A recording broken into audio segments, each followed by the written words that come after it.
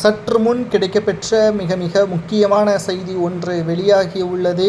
திராவிட முன்னேற்றக் கழகத்தின் தலைவரும் தமிழக முதல்வருமான ஸ்டாலின் அவர்கள் இனி பாரத பிரதமர் மோடி அவர்களை பொதுவெளியில் அவதூறாக பேசினால் நிச்சயம் அவர்கள் மீது சட்ட ஒழுங்கு சீர்கேடு செய்யக்கூடிய வகையில் பதிவு செய்து சிறையில் அடைப்பதற்கு கூட துணை இராணுவத்திற்கு அதிகாரங்கள் இருக்கிறது.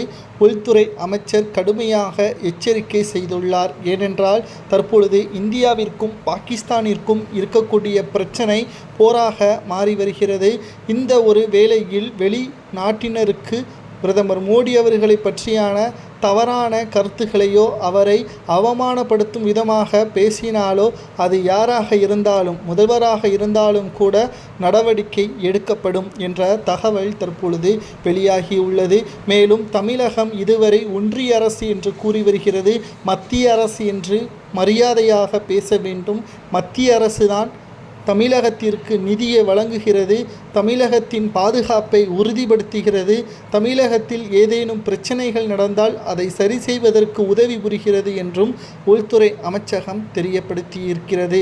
திமுகவின் தலைவரும் தமிழக முதல்வருமான ஸ்டாலின் அவர்கள் அரசியல் நோக்கத்துடன் அனைத்தையும் செயல்படுத்தினால் எது சரி என்பதை சரியாக மனதில் வாங்கி கொண்டு செயல்படுத்த வேண்டும். தவறான கருத்துக்களை தெரிவித்தால் நிச்சயம் ஸ்டாலின் மீது கூட நடவடிக்கை எடுக்கப்படலாம் என்று சமூக வலைதளங்களில் தற்பொழுது செய்திகளை நம்மால் பார்க்க முடிகிறது. சட்டசபை தேர்தல் நடைபெறுவதற்கு இன்னும் 9 மாதங்கள் தான் இருக்கிறது. இந்த பிரச்சனையை பாகிஸ்தான் பிரச்சனையை வைத்து அரசியல் செய்யலாம் என்ற ஆதாயத்தை தேடினால் நிச்சயம் தமிழக அரசிற்கு மிகப்பெரிய ஒரு நெருக்கடியே மத்திய அரசு கொடுக்க நேரிடும் என்ற தகவலும் தற்பொழுது கிடைக்கப்பெற்றுள்ளது. ஏற்கனவே திமுகவில் பல மிக மோசமான நபர்கள் நிர்வாகிகளாக இருக்கிறார்கள். அவர்கள் யாரேனும் பாகிஸ்தான் பயங்கரவாதிக்கு உறுதுணையாகவோ மறைமுக ஆதரவோ தெரிவித்தால் அது துணைப்படை இராணுவத்திற்கோ உளவுத்துறைக்கோ கண்டறியப்பட்டால் நிச்சயம் திமுகவிற்கு மிகப்பெரிய ஒரு சிக்கலை ஏற்படுத்தும் என்ற எச்சரிக்கையும் தெரியப்படுத்தப்பட்டுள்ளது. ஏனென்றால் இதற்கு முன்னால் திமுகவின் நிர்வாகியாக இருந்தவர்தான் ஜாபர் சாதிக். அவர் தற்பொழுது எங்கே இருக்கிறார் என்பதை அனைவரும் அறிவோம். கடைசி நேரத்தில் பொதுச் செயலாளர் துரைமுருகன் அவர்களால் கட்சியிலிருந்து நீக்கப்பட்டவர்.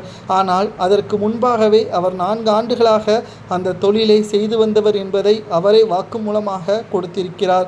4 ஆண்டு காலம் திமுகவினருக்கு தெரியாமலா இருந்தது அல்லது கமிஷனை வாங்கி கொண்டு அவரை பாதுகாத்து வந்ததா என்ற கேள்விகளையும் முன்வைக்கப்பட்டு வருகிறது.